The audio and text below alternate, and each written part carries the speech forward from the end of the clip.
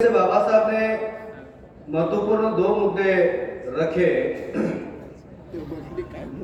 अगर इस देश का लोकतंत्र जिंदा रखना है तो इस देश में चुनाव फ्री फेयर ट्रांसपेरेंट होना चाहिए।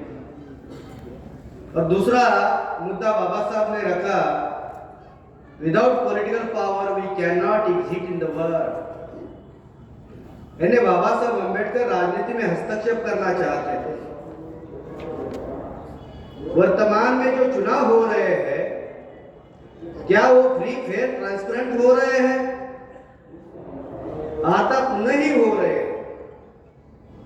और बाबा साहब अम्बेडकर ने कहा था कि जाओ अपने दीवारों पे लिखो कि शासन करती जमात बनाना है। बाबा साहब अम्बेडकर ने हमें जो वोट का राइट दिया है वो केवल एमपी एमएलए चुनने के लिए राइट नहीं दिया, बल्कि शासक बनने के लिए भी राइट दिया।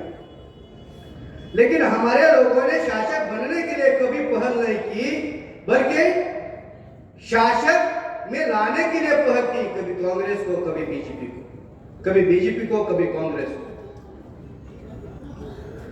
आज जो राष्ट्रीय स्तर की पार्टियां है, 5 रिकॉग्नाइज पार्टियां ब्राह्मणों की है,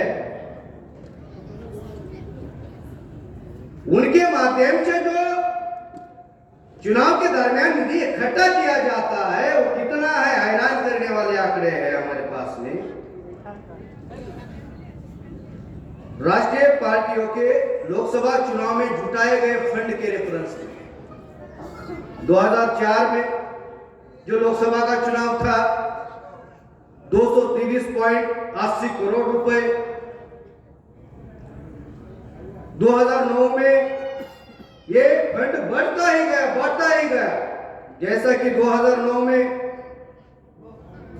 2004 से बढ़कर 282% उसमें बढ़ोतरी हो गई। यानी ये फंड हुआ 854.90 करोड़ रुपए होते, यानी 90 करोड़। ये 2014 में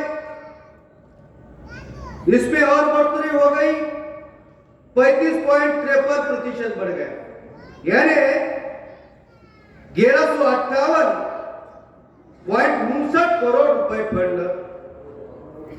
जुटा है केवल लोकसभा चुनाव। ये 2014 का आंकड़ा है।